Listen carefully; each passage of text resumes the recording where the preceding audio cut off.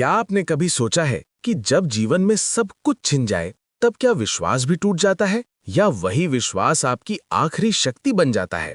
ये कथा केवल एक निर्धन भक्त की नहीं है, बल्कि उस भक्ति की है जो खाली हाथों में भी जीवित रहती है। बहुत समय पहले एक छोटे से गांव में एक अत्यंत निर्धन ब्राह्मण रहता था, जिसका नाम धर्मदास था।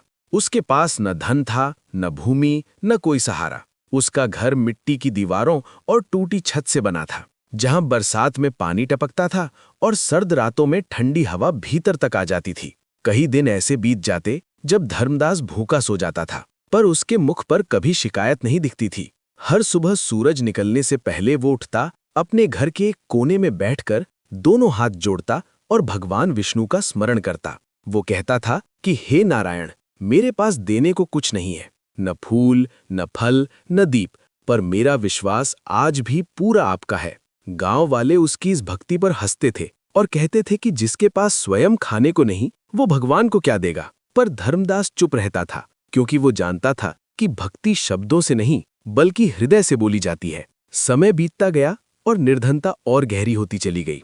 कई बार ऐसा भी होता कि घर में एक दाना अन्न नहीं बचता। फिर भी उन रातों में भी धर्मदास भगवान विष्णु से कुछ नहीं मांगता था। वो केवल इतना कहता था कि हे प्रभु, यदि ये मेरी परीक्षा है तो मैं इसे स्वीकार करता हूँ, क्योंकि जहां मेरा सामर्थ्य समाप्त होता है वहीं से आपकी लीला आरंभ होती है। और उसी समय जब धर्मदास को लगता था कि वो पूरी तरह अकेला है, वैकुंठ में भगवान विष्णु उसकी इस निश्शब्द भक्ति को देख रहे थे।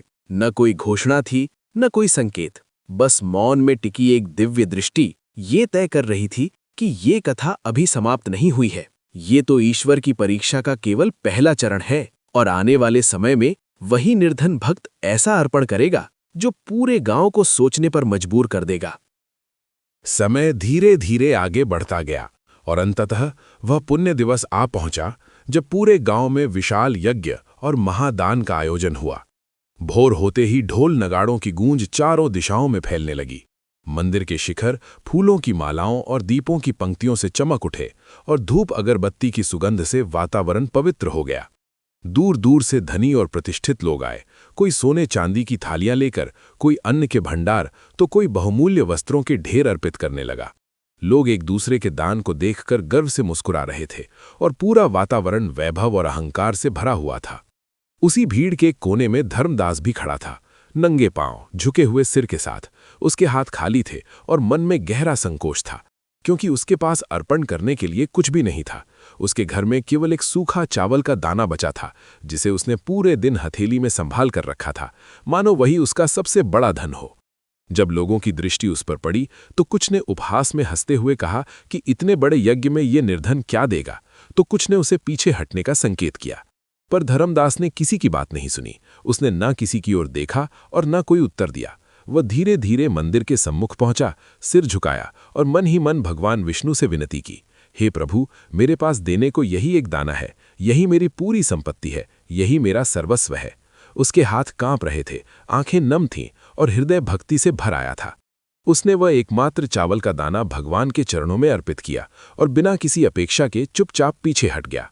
रात्रि हुई तो मंदिर शांत हो गया, पर उसी रात प्रधान पुजारी को एक दिव्य स्वप्न आया। स्वप्न में भगवान विष्णु गंभीर और करुण स्वर में प्रकट हुए और बोले, आज सबसे महान दान उसी निर्धन भक्त ने दिया है, क्योंकि उसने अपने अभाव में से अर्पण किया है।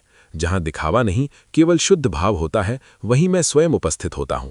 पुजारी भय और श्रद्धा से कांपते हुए नींद से जाग उठा और उसके हृदय में ये सत्य उतर गया कि जो आंखों को तुच्छ दिखाई देता है वही ईश्वर की दृष्टि में सबसे महान हो सकता है। अगली सुबह जैसे ही मंदिर के कपाट खुले, पूरा गांव विस्मय और आश्चर्य से स्तब्ध रह गया।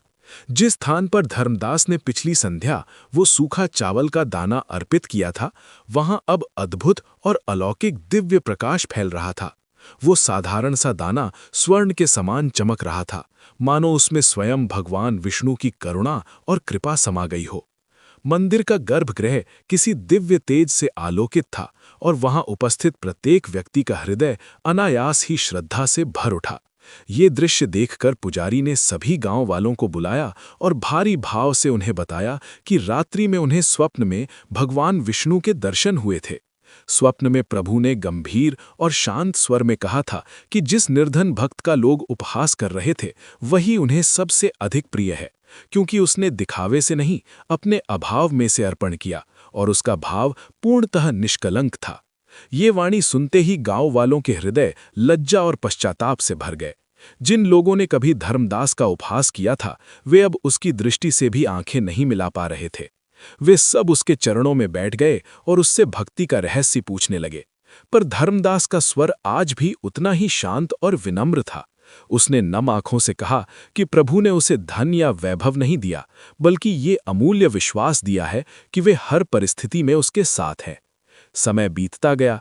धर्मदास का जीवन पहले की तरह सरल और सादा ही रहा, पर अब उसमें कोई भय नहीं था, क्योंकि उसके भीतर ये अटल अनुभूति जाग चुकी थी कि भगवान विष्णु वैभव नहीं देखते, वे दान की मात्रा नहीं देखते, वे केवल भक्त के हृदय को देखते हैं।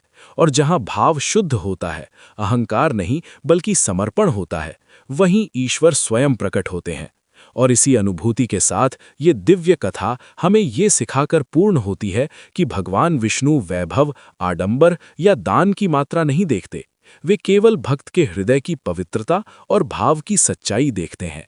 जहां समर्पण निस्वार्थ हो, जहां अहंकार का लेश न हो और जहां प्रेम ही सबसे बड़ा अर्पण बन जाए, वहीं ईश्वर स्वयं प्रकट होकर भक्त को भय से मुक्त कर देते हैं। ऐसी ही सच्ची, प्रेरणादायक और रहस्यमयी भक्ति कथाओं के लिए जुड़े रहिए हमारे साथ दिव्य कथा ऑफिशियल 2026।